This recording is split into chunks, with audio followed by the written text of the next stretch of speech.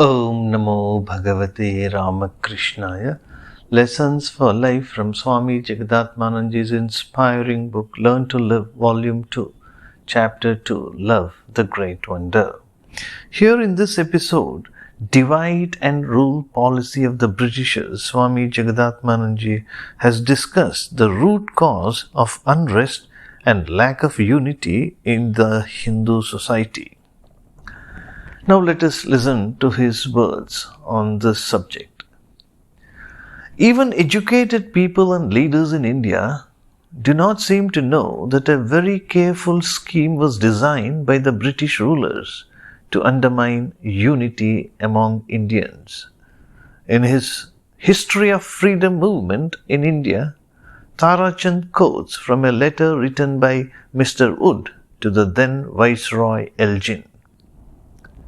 Mr. Wood writes, "We have maintained our power by playing off one part against the other, and we must continue to do so. Do what you can, therefore, to prevent all having a common feeling. Though the British have left India, we ourselves have been fanning the fire of mutual suspicion and hatred in this country. Our educated people have failed to understand that we cannot become good citizens unless we get rid of jealousy and mutual hatred. Our educational system has failed miserably to inculcate the spirit of enlightened citizenship. What a tragedy! Though we are living in free India, we are still behaving like slaves." Let us study here the cause for the mutual hatred and suspicion among the various castes of the Hindu society. There was an intense competition to get government jobs during the British rule. This led to jealousy among the lower classes towards Brahmins. It was not an injustice perpetrated by the Brahmins that was responsible for sowing the seeds of suspicion among the other people. We cannot say this suspicion and hatred towards Brahmins exist in all parts of India. For instance, in Bengal, where non-Brahmins have got the majority of government jobs, the hatred is not so acute. However, the Brahmins considered themselves superior. Swami Jagadatmananji questions, are they really superior? Ignorance, poverty, narrow-mindedness, selfishness, suffering are rampant among all castes. However, the Brahmins considered themselves superior. They never treated the other castes with love and respect for one reason or the other. Here and there, a few might have worked for the welfare of the other classes, but there have been no sustained, organized efforts. There was no sincere attempt to instill in the lower classes a spiritual attitude. No sincere attempt was made by the upper castes to uplift them. Those weaker sections of the community which had been deprived for centuries of education and culture, which had been looked down upon by others, overcame their inferiority complex and gained self-confidence after getting modern education. They gave vent to their anger against those who had looked down upon them in the past. But nobody understood the trick played by the British to infuriate these disgruntled people and to set them against the Brahmins. The British had their own axe to grind. In the past, the Brahmins ran village schools and taught children reading and writing. The villagers who got their education in those schools supported them to make a living. Only a few Brahmin scholars used to get royal patronage. The British started schools to train people to help them in administration. These modern schools became rivals to the traditional village schools and became more powerful. As teaching was the main profession of the Brahmin community, they had to attend the new schools to have modern education. With this education, they got jobs under the government. There was no restriction for the people of other communities to get the new schooling. But as they depended on the traditional occupations for a living,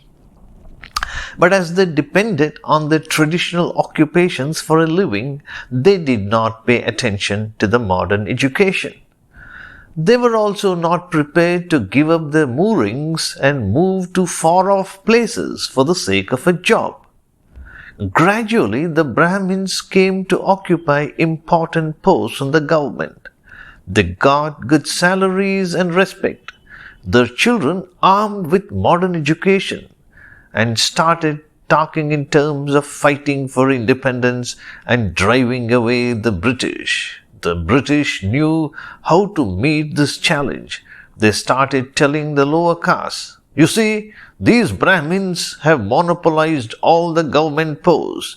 They have exploited you for centuries. Would you not like to occupy their places? Or do you just wish to remain as passive spectators?" The higher castes failed to win the faith and confidence of the lower communities. They also neglected to explain to the other castes the evil design of the British. In the meantime, non-Brahmins too had begun to get the benefit of modern education. But by this time, the employment opportunities had dried up. Cutthroat competition was a natural outcome. Brahmins had more opportunities to assimilate the skills of modern education, and therefore they cornered most of the jobs. Naturally, the others became jealous of them. The charges and counter-charges have increased, and attempts are being made to prevent the Brahmins from getting jobs. Neither Brahmins nor Brahmins are aware that external forces are taking advantage of this acrimony. It is said that mutual hatred and animosity are the signs of slavery. Unfortunately, people have retained or rather developed this tendency further. In the past, under the foreign rule, different slave groups were in perpetual conflict, overpowered by hatred, prejudice, and dislike.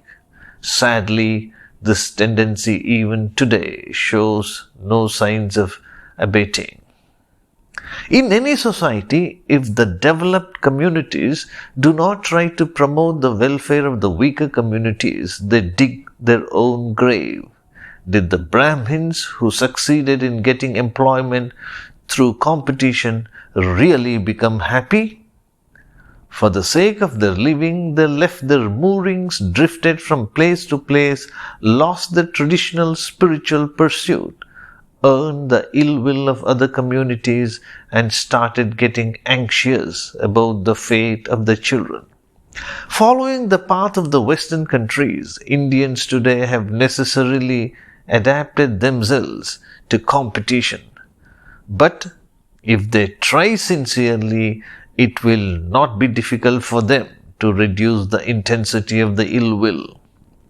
A spiritual bent of mind will really help in achieving this goal.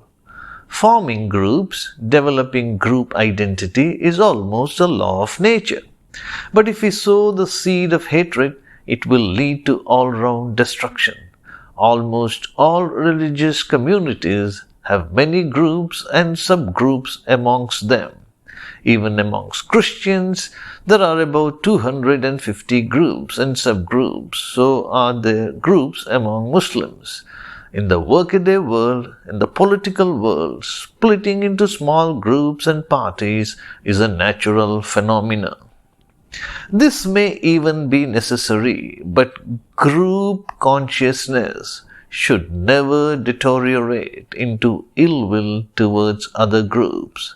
Hatred, it should not be forgotten, is a dangerous force.